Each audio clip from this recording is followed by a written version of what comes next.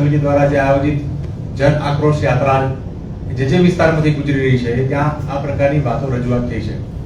એની સામે જ્યારે જિગ્નેશભાઈ મેવાણીએ જે વાત રજૂ કરી એને ખોટી રીતે રજૂઆત કરીને ક્યાંક ને ક્યાંક પોલીસના પરિવારજનોને, મળતિયાઓ, બુટલેગરોને અલગ અલગ કરીને કામગીરી કરવાનો અને ઢાંક પીછોડો કરવાની વાત કરી રહી છે, ત્યારે આ ડ્રગ્સના વેપલાને બંધ કરવા માટે ગુજરાત પ્રદેશ કોંગ્રેસ સમિતિના મહિલા કોંગ્રેસના નેતૃત્વ આજે આવેદનપત્ર આપવા જઈ રહ્યું છે. એ સમગ્ર વિગત આપણી સાથે રજૂ કરશે. સૌપ્રથમ અમદાવાદ શહેર પ્રમુખ સોનલબેન પટેલ આપણી સાથે વાત કરશે. ત્યારબાદ અમદાવાદ આપણી સાથે જોડાયેલા છે ગુજરાત મહિલા કોંગ્રેસના પ્રમુખ ગીતાબેન પટેલ, અમદાવાદ શહેર મહિલા કોંગ્રેસ પ્રમુખ જીલબેન શાહ. આ તમામ આપણી સાથે વાત કરશે. સૌપ્રથમ વિનંતી કરીશ અમદાવાદ શહેર પ્રમુખ સોનલબેનને કે મહિલા કોંગ્રેસ અને મહિલામાં થતી જે પ્રકારે ગુજરાતમાં દારૂના ડ્રગ્સની બાબતે મહિલાઓ કેવી પરેશાન છે અને મહિલાઓ શું વિચારી રહી છે, આખી વાતમાં રજૂઆત કરવા માટે હું વિનંતી કરું છું સોનલબેનને કે પોતાની વાત રજૂ કરે. Thank you. આપ સૌને ખબર છે કે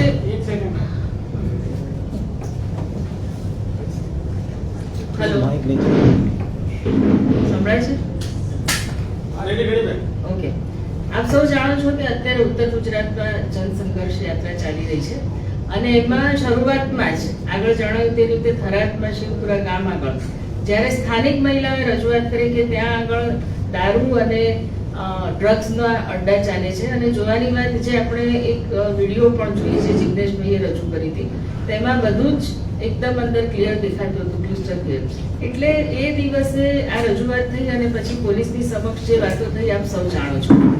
આટલો બધો આક્રોશ આખી જનતામાં આવી જશે કોઈએ કલ્પના નહીં કરી હોય, કારણ કે આપણે સમજી શકીએ છીએ અત્યારે તમે આટલા છેલ્લા દિવસોમાં જુઓ છો કે આખા સોશિયલ મીડિયામાં અને બધી જ જગ્યાએ કોઈ પણ પ્રકારના બાદ વગર એમાં ઉંમરનો, જેન્ડરનો, કાસ્ટનો કોઈ પણ બાદ વગર દરેક વ્યક્તિ ખુલ્લેઆમ આ જે જિગ્નેશભાઈએ વાત કરી એના સપોર્ટમાં આવ્યા છે. એનું કારણ છે કે આખું ગુજરાત જોઈ રહ્યું છે કે જે ગુજરાતને આપણે ઉડતા પંજાબની ફિલ્મ જોઈ હતી, પરંતુ અત્યારે આપણે સાક્ષાત ઉડતું ગુજરાત જોઈ રહ્યા છે અને બધા જોઈ રહ્યા છે, લાચાર દ્રષ્ટિથી જોઈ રહ્યા છે. એનું કારણ એ છે કે પોલીસથી જે ડર છે બધા સમજે છે, પરંતુ પોલીસની આગળ બોલે કોણ?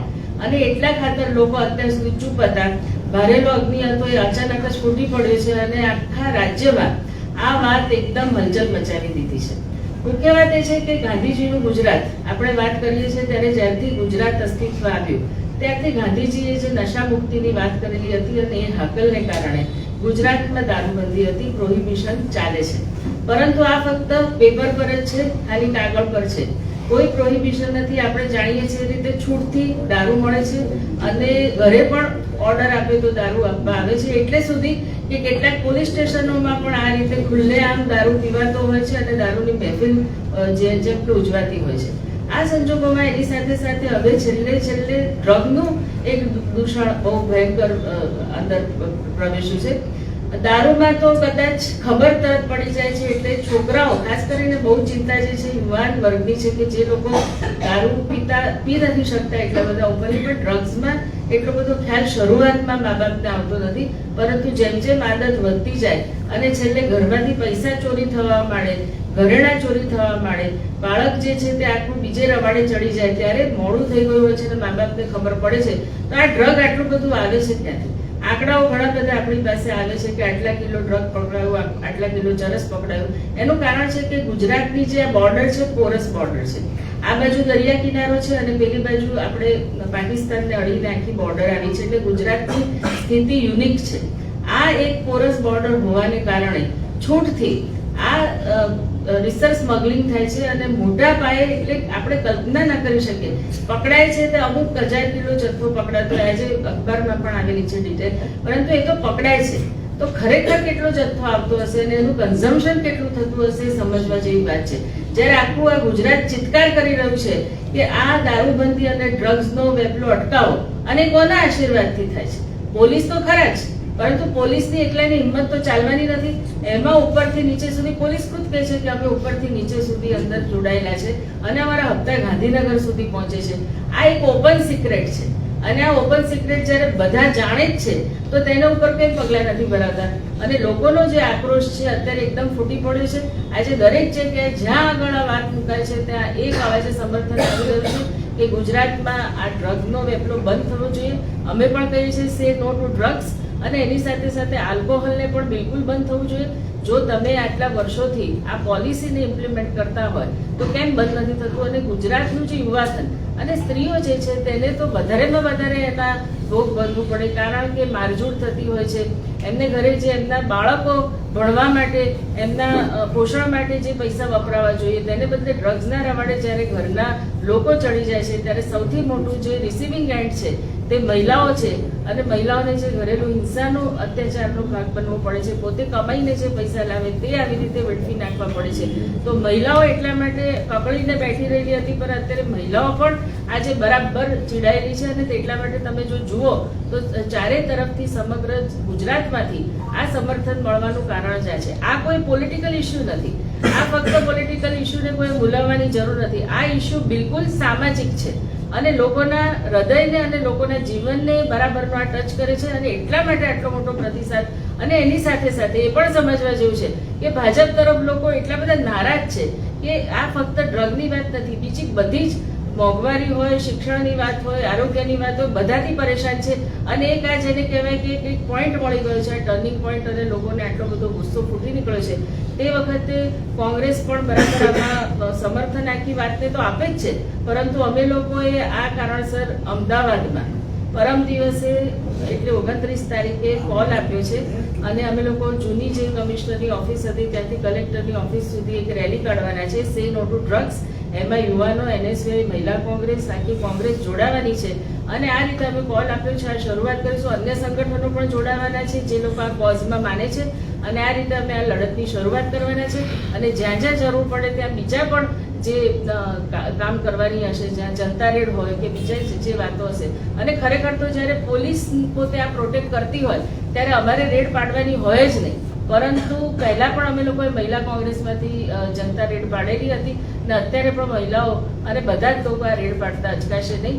અને આ અમારો આગામી જુદા જુદા કાર્યક્રમો આ રીતે અમે આપવાના છે. Thank you.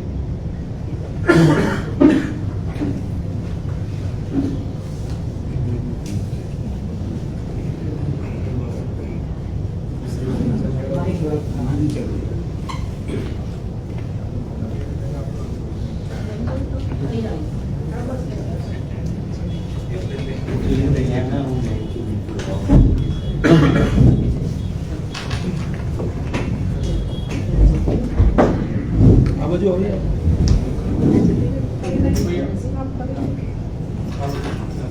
જોજો નીચે.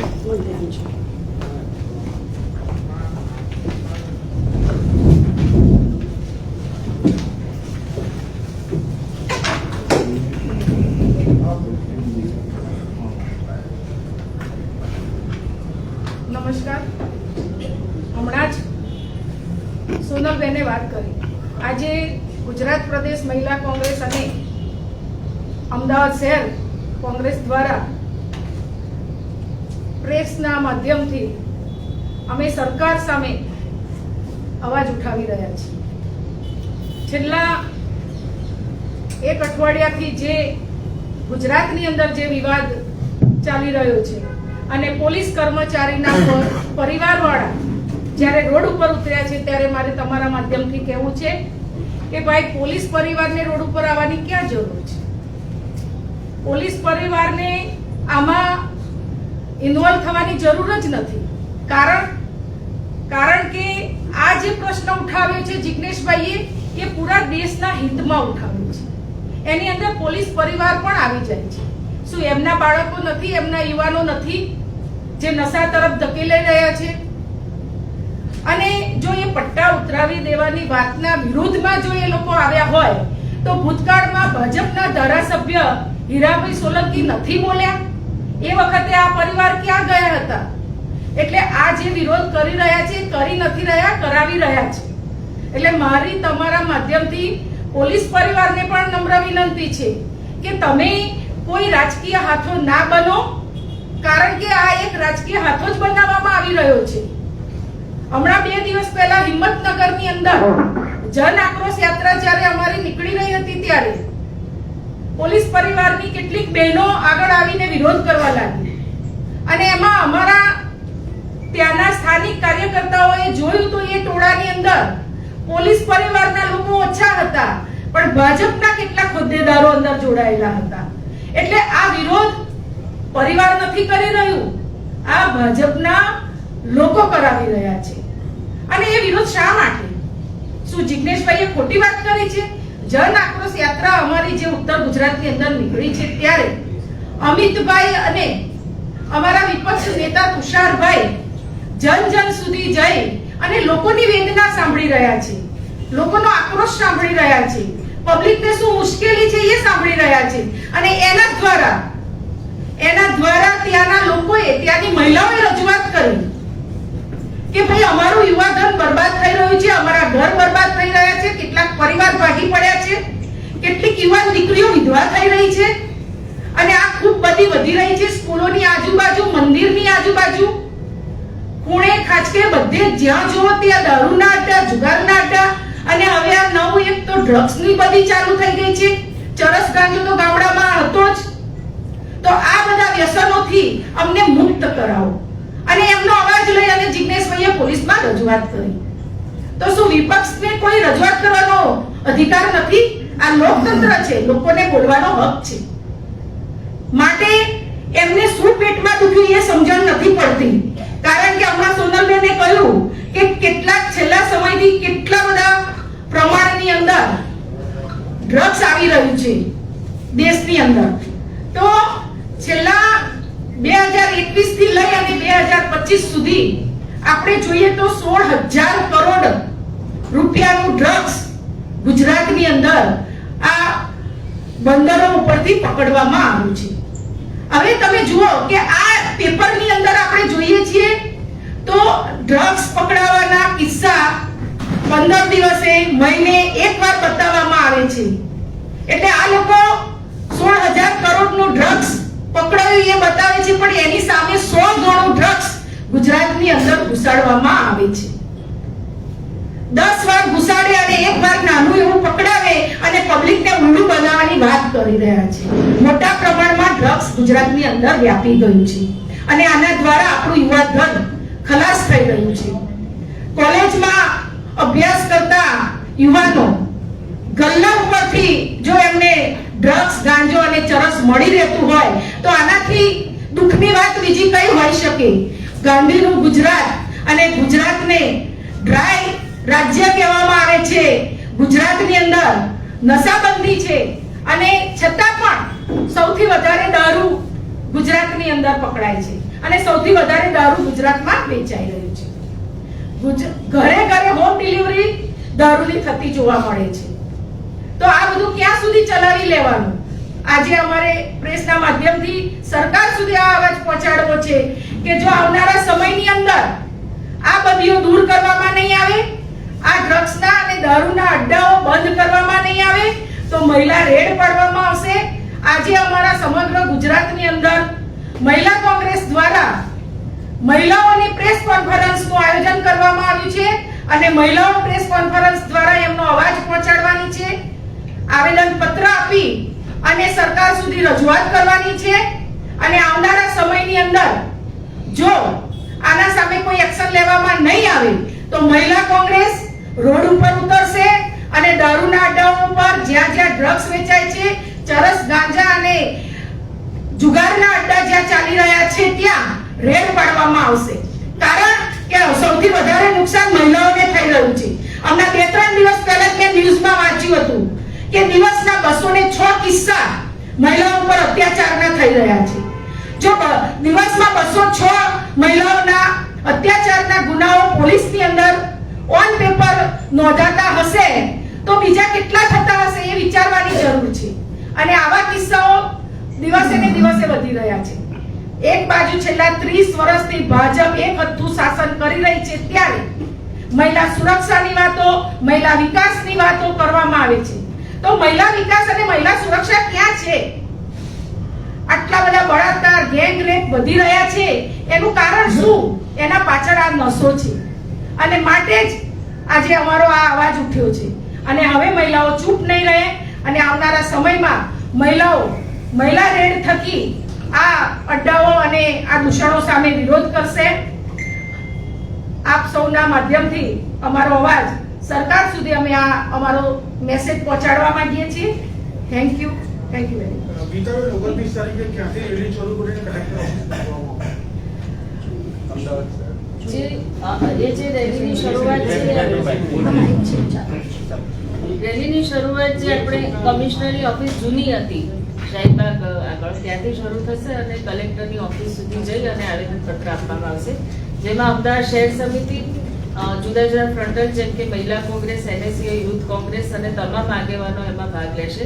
એટલે આ રેલી 3 વાગે શરૂ થવાની છે બપોરે અને એમાં અમે બધાને જોડાવાનો કોલ કરીએ છીએ. ફક્ત અમારા પોલિટિકલ પાર્ટીના લોકો તો ખરા, પરંતુ બીજા સામાજિક સંગઠનો પણ જોડાશે અને સામાન્ય નાગરિકને પણ અમે જોડાવા માટે ખાસ અપીલ કરીએ છીએ, કારણ કે આ પ્રશ્ન છે સમાજના દરેક વર્ગને સ્પર્શે છે. આજે આવેદનપત્ર આપવાનો કાર્યક્રમ પણ મહિલા કોંગ્રેસ દ્વારા 4:30 વાગે નવી પોલીસ કમિશનર ઓફિસ શાહીબાગ ખાતે રાખવામાં આવ્યો છે. તો આપ સૌને પણ અમારું આમંત્રણ છે, ત્યાં પણ આપ પધારો અમારા આ કાર્યક્રમની અંદર અને અમારો આ કાર્યક્રમ સરકાર સુધી પહોંચાડો એવી વિનંતી છે.